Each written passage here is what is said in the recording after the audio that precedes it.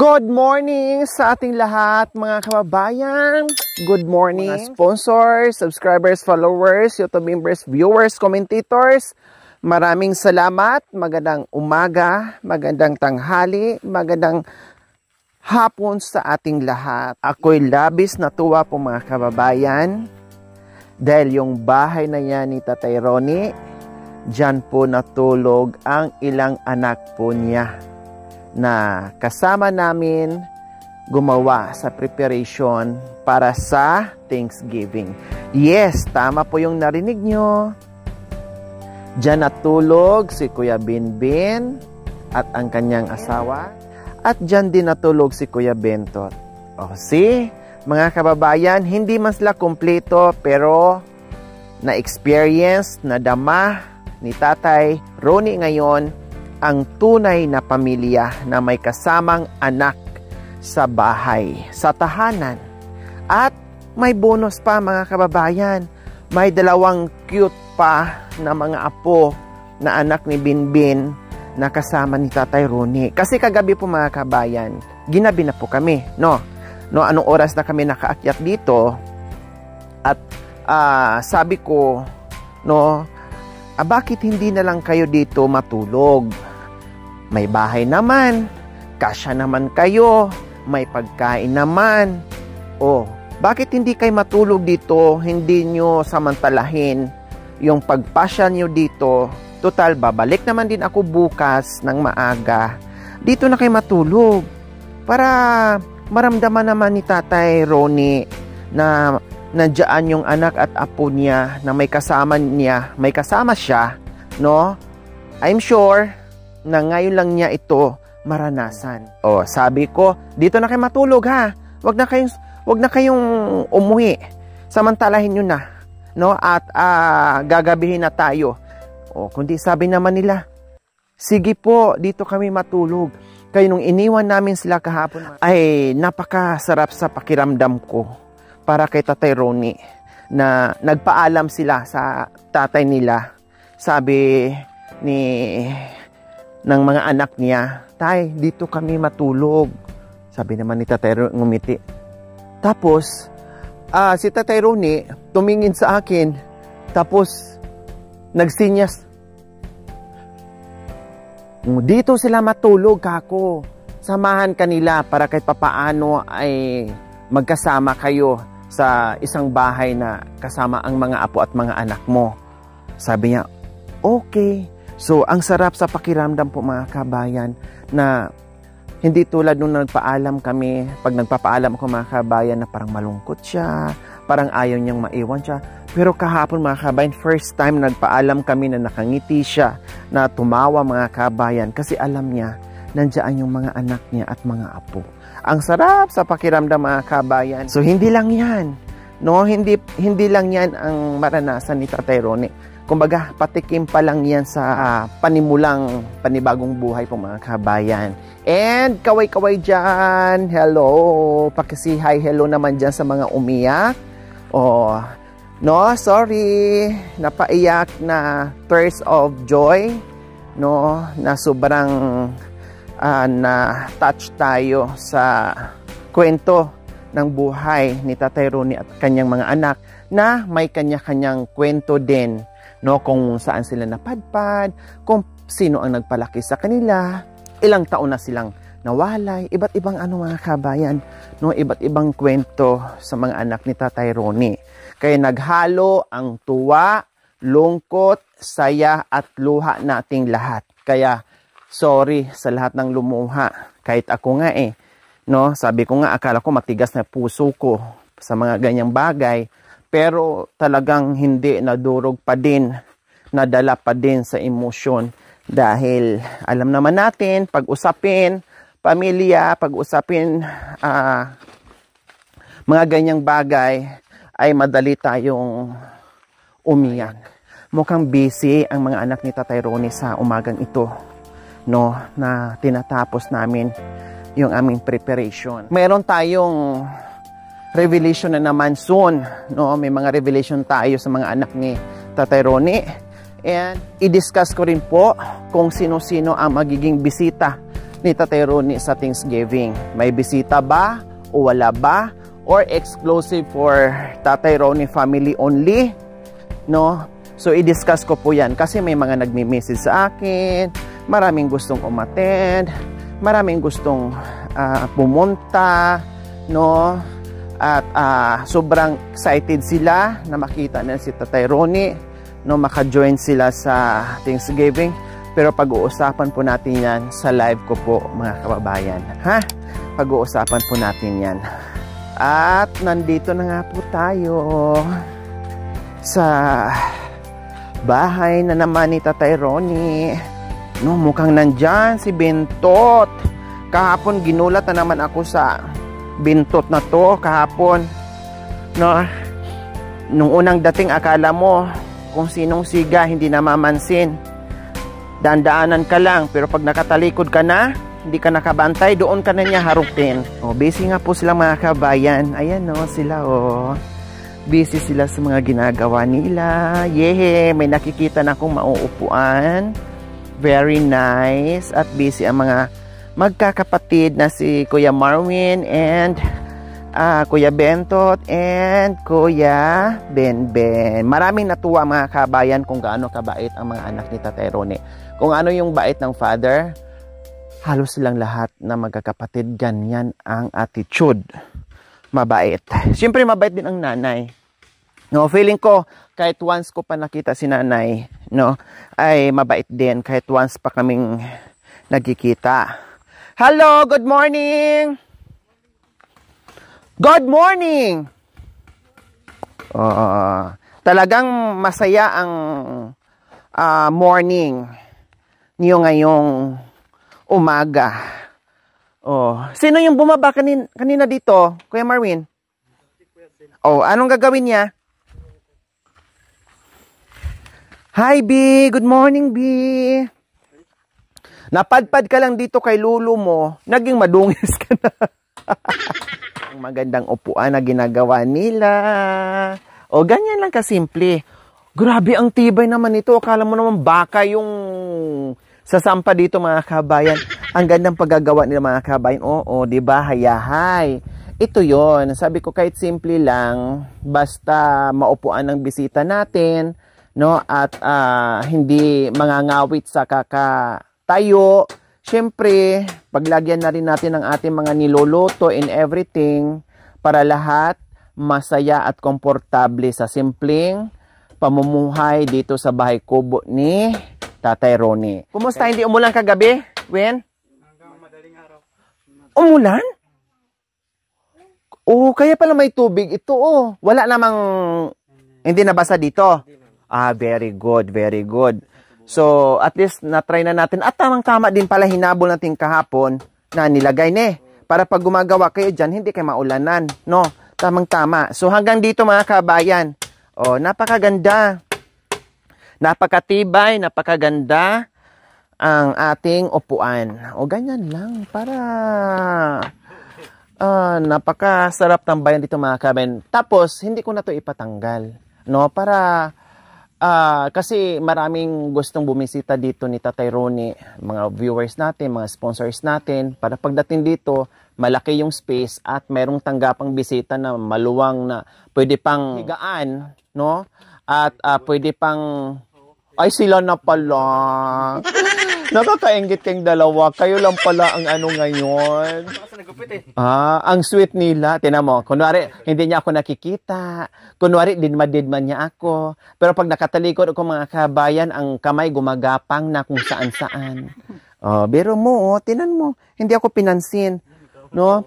Pero yung isang cameraman natin, si Makoy, talagang niyakap niya. Kulang na lang halikan niya mga kabayan sa yakap niya. Tingnan mo, di ako na Masakit dito ka? Bakit di ka pa nakakain? Kumain na ba kayo? O bakit hindi kayo nag-almusal? Ha? Nagkape kayo? Okay, sige. Tamang-tama po mga kabayan. No? Hindi pa nakapag-almusal. Magluto ako para mangan ka ha. Magluto ako. Babi nga po dyan. May luto ng kanin. Ha? Babi. Ayun, babi. Babi ka ng babi. May babi naman dito. Eh, ito, hindi naman kumakain kasi ng babi. Oh, ang ingay ko pala. Natulog pa pala ang mag-iina. Oh, ang sarap ng tulog ng mga kabayan. Pati ang lolo nila, oh. Tulog na tulog pa yung lolo. Humihilik pa.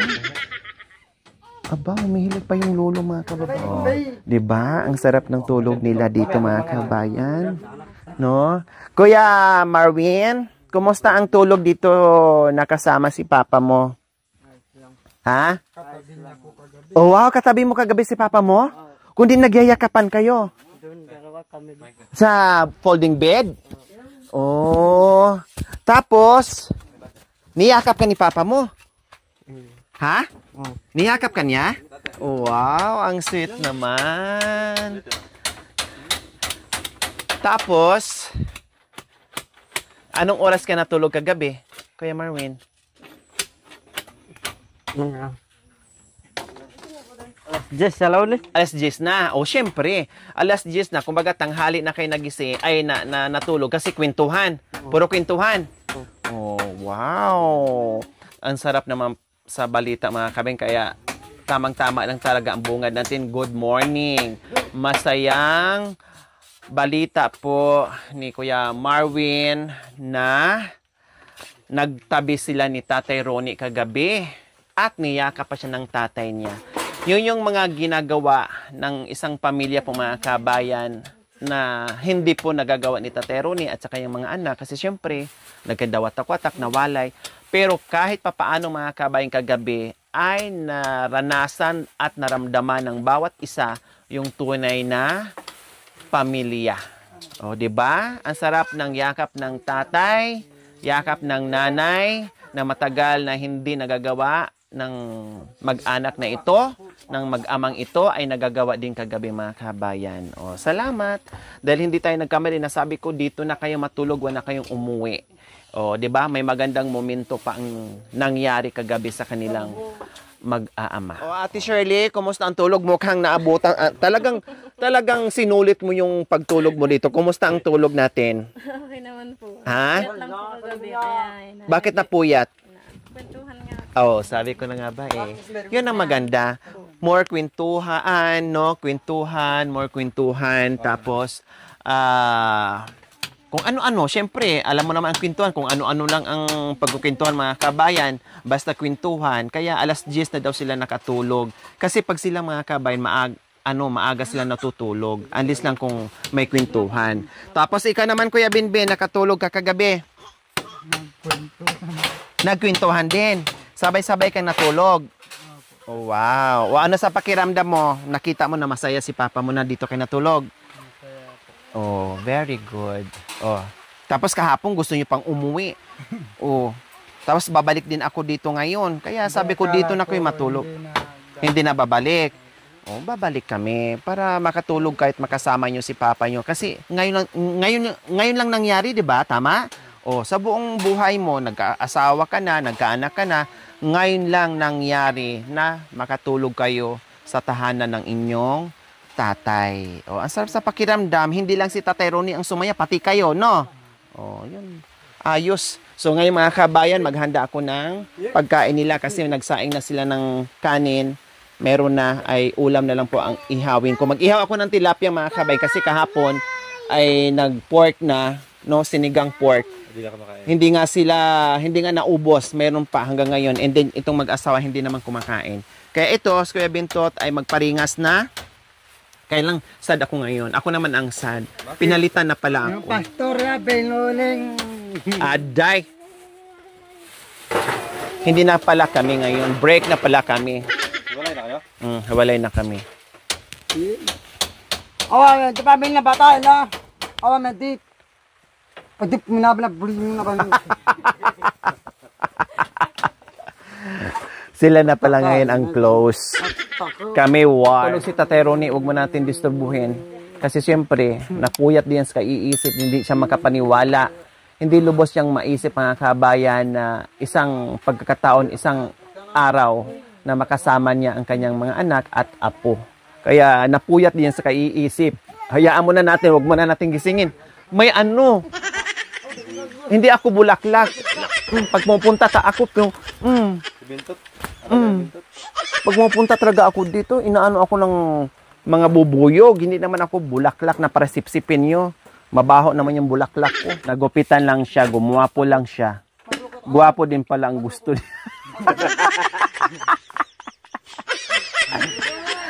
Ay, nung mahaba ang bigote niya at saka buhok niya, maganda ang gusto niya. Ngayon nagupitan siya, nang gumwapo siya. Lumabas ang tunay niyang ugali. Gusto rin niya, gwapo din pala. Kaya ang niyakap niya si Makoy.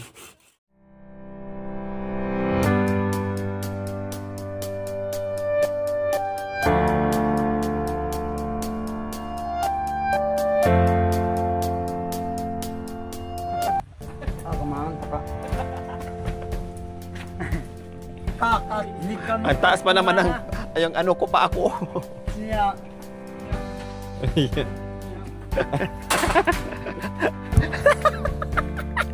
Isa. Lagyan mo ang asin, be, ay Win, pag na ano, lagyan mo asin.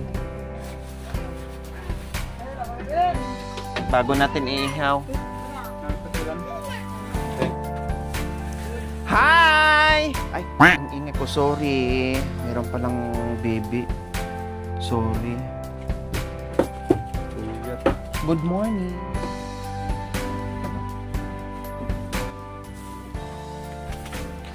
Magkatabi pala kayo ni Kuya Marwin dyan kagabi. Masarap tulog mo? Masarap tulog? Sino katabi mo? Sino katabi mo? Sino katabi mo dyan? Ha? Ha? Sino katabi mo natuloy?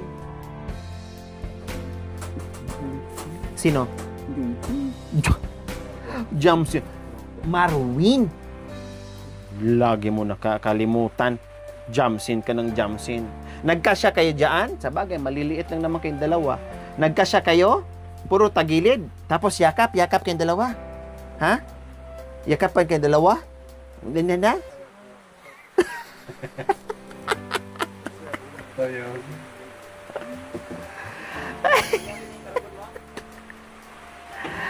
Dalawa daw sila dito na to, mga kabayan. Grabe, pag ako dito humiga, mga kabayan, no? Lagpas ako dito. Pero sila ni Tatay Ronnie at saka ni Marwin, kasya sila. No, nagkasya sila dito. Kasi syempre, nandito po yung mag-asawa. No? And si Kuya Bintot doon sa terrace humiga, mga kabayan. Doon siya humiga. Kaya nakita natin ngayon, maaga pala, ay napakaganda ng ngiti ni Tatay Ronnie. Dahil masaya siya syempre. Sino bang hindi masaya na kasama mo yung mga anak mo for the first time? No? Entire of life of Tatay Ronnie na ngayon lang nangyari. O imagine. Kaya napuyat sila kwentuhan, napuyat sila sa yung na-miss nila ang isa't isa. Happy! Happy! Happy! Happy! Happy! Happy! Happy! Happy! Happy! Happy!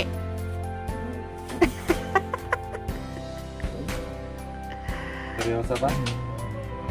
Ihaw, ulam, tilapia. Nanghuli kami sa ilog. Tilapia. Ha? Opo. Sa ilog.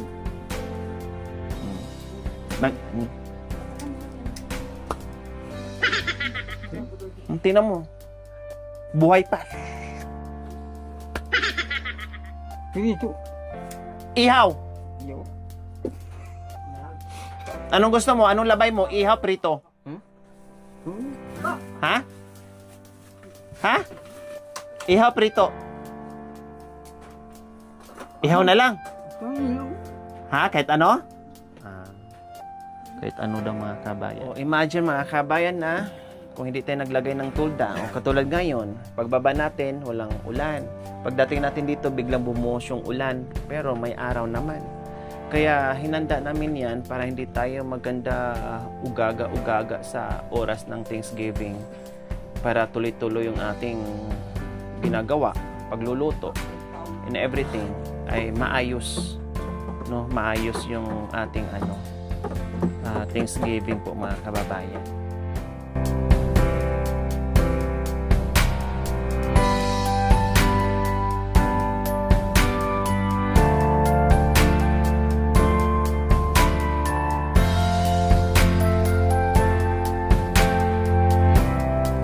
Okay, mag-pray po tayo.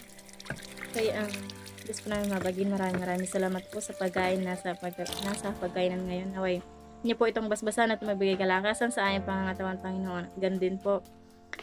Maraming salamat din po sa lahat ng blessings na aming natatanggap, Panginoon, sa araw-araw. Panginoon, ganun din po amin pong inihiling at pinagpapasalamatan na sa araw-araw ilagi na pong ginagabay ng bawat isa aming Panginoon. Patawad kung saan po ay nagkulang at nagkasala. Ito pong aming hiling sa pangalan ni Jesus. Amen.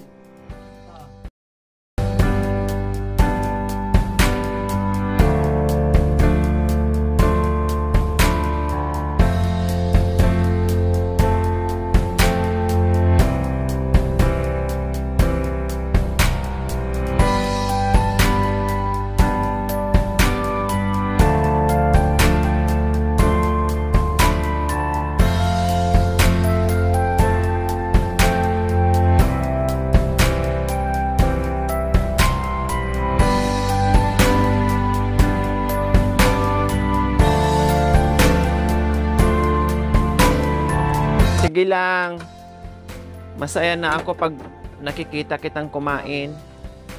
Mabusog ka lang, busog na rin ako.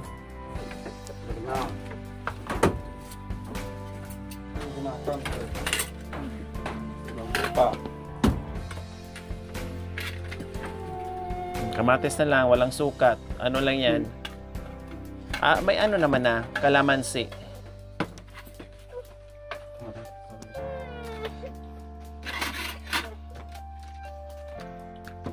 Kain po mga kababayan. Tara, sabay-sabay tayong kumain. Magkakasalo na naman sila. Hindi pa kumpleto sa ngayon, pero very soon ay makumpleto ang mga anak ni Tatay Ronnie sa pagkainan. Sabi niya, Bobby?